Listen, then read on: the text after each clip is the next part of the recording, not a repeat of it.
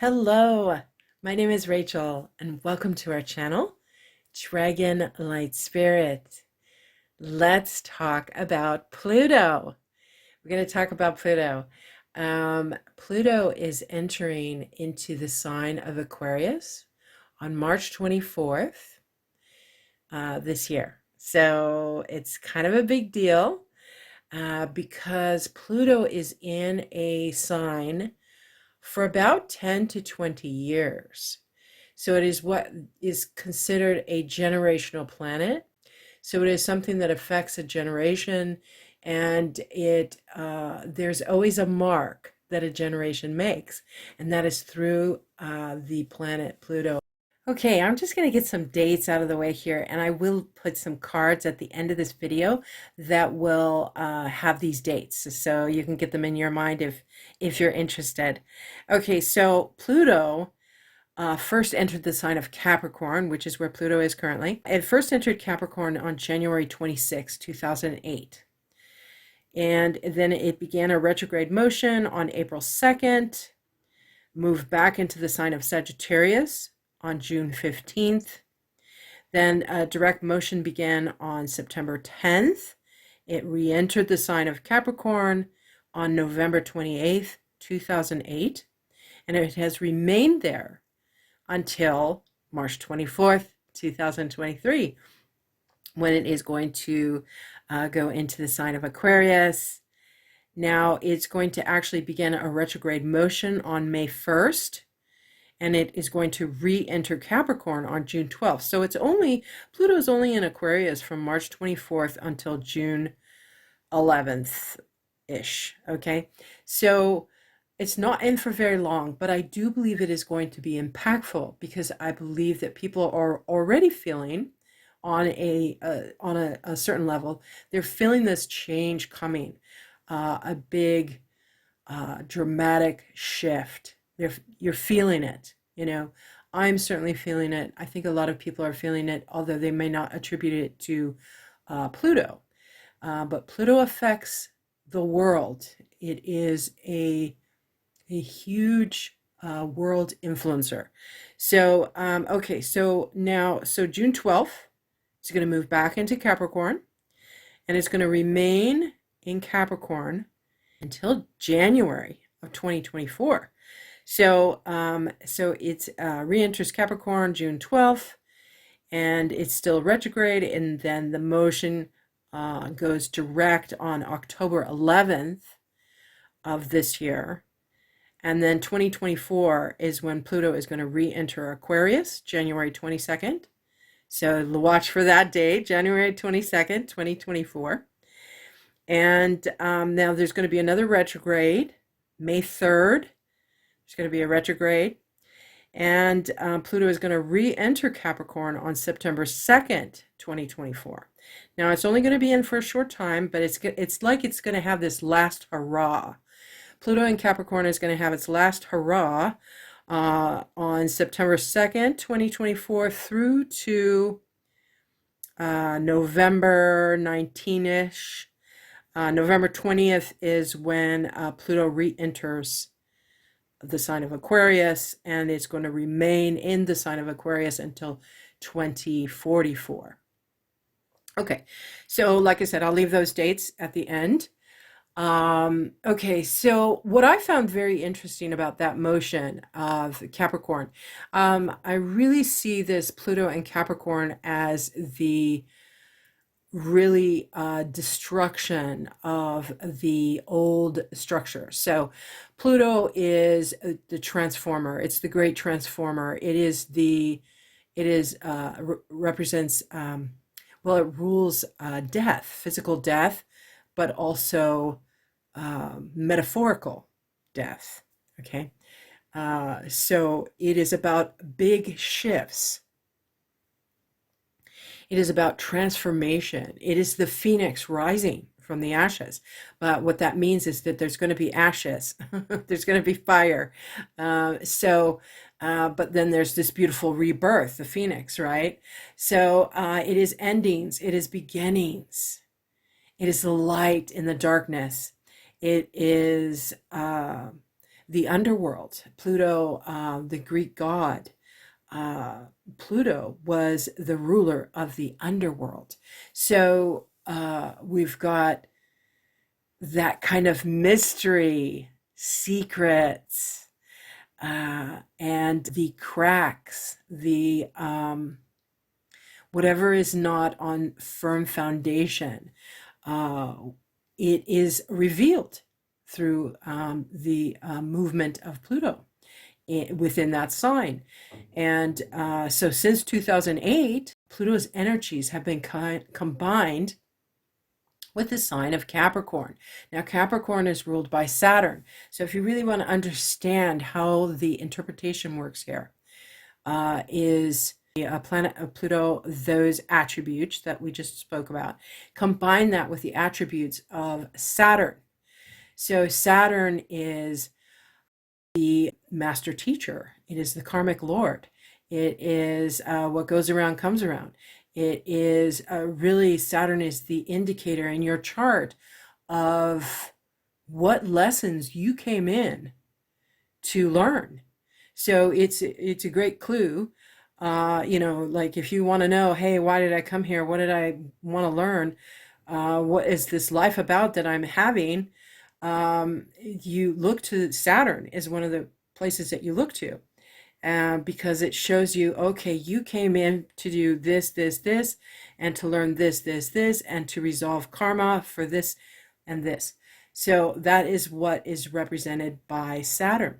Now, Saturn is also Dharma. It's karma, but it's also Dharma. So people forget that. So there is a lighter side to Saturn, but it is a heavier planet. Pluto is also a heavy planet, right? So, it's all those things we just talked about: death, rebirth, change, dramatic change, transformation, transfiguration. Mixing those energies with Saturnal energies of lessons, teaching, structures, what has been, what has existed. So those two together, not the most lighthearted pair, right? They're quite serious, quite intense, quite serious, quite on the deeper side. And so that is where we have been since 2008. We've been in a very serious time. We've seen a lot of structures, what has been. We've seen a lot of crumbling. We've seen a lot exposed. Leaders in religions, government, corporations. These are all things ruled by Capricorn and Saturn. So business, we've seen the fall, the revealing of what has been hidden underneath. That's Pluto's job, revealing what is hidden. So very interesting. And now we're moving into Aquarius. But Capricorn's not done yet. Pluto in Capricorn is not done yet. So I love how it's sliding in there for another few months, from June until the end of 2020 or 2023. It's going to be back into Capricorn. And then it still is going to return, back in 2024, it's going to be coming back. So just for a short time, but still, it's like it's having to make so I actually predict that period where it has its last hurrah. And when was that? Let's see, that's September 2nd, 2024, through November 19th, or thereabouts, That should be a very interesting time, because that's going to be the last dying gasp of really the powers that be. So we'll see how that pans out, but that is the opportunity right there. Okay, so let's talk about Pluto going into the sign of Aquarius and what this means. So there's Pluto's energy. We've talked about that. It's very deep, very intense, combining now with the sign of Aquarius. But if we really want to understand this, let's look to Uranus, okay? Because Uranus is the ruler of Aquarius. Uranus is the planet, the Great Awakener. It is the Great Awakener. It is also about change. It is revolution. And but it is air energy. So Pluto is very Plutonic energy is water. It's deep. It's oceanic. So Uranus is a changeable. It's got the most crazy, like if you look at its movement in the solar system, it kind of zigs and zags. It doesn't follow the exact pattern. Like the other planets are all like nice and following this little pattern, in the sky. And here comes Uranus, and it's like, no, I'm going to go all over the place. So it's a little bit, it's different. It's unusual, right? And so I combine that energy with Pluto. Sounds very exciting to me.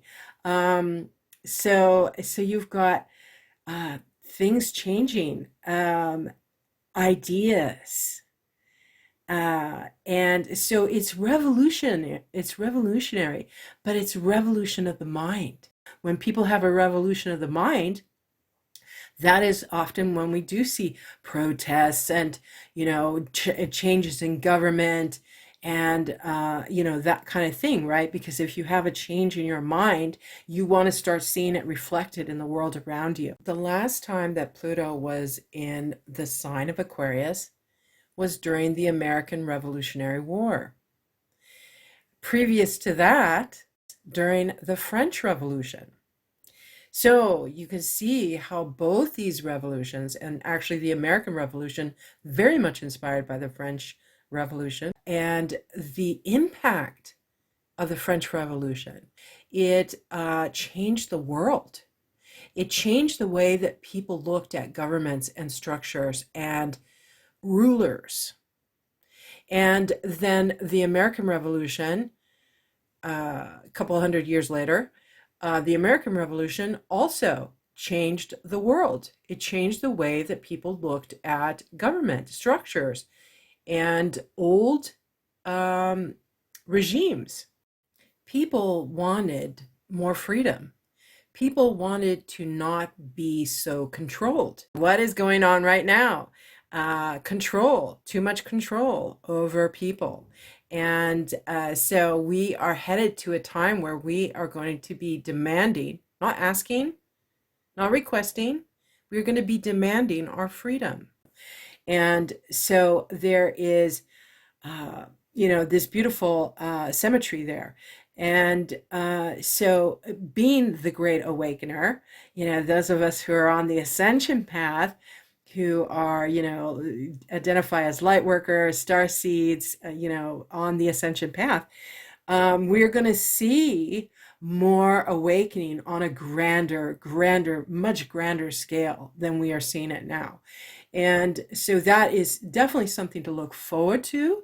That's beautiful. At the same time, it's not always going to be easy, right? We know that transformation takes a lot out of us. Those of us who are a little bit further along that path, we can leave some breadcrumbs, give some help there. And that is so Aquarian, because it's all about community, friendship, group consensus. Right? The sacred grove, ideology, that we all come and meet in the sacred grove. We set aside our differences to make a decision that's going to be best for the entire community. What is going to be best for all? Does that mean we're all going to get our way? No. We're going to have to do something called cooperation, and some of that is kind of new to the world, it's going to be taking it to another level that we are not accustomed to.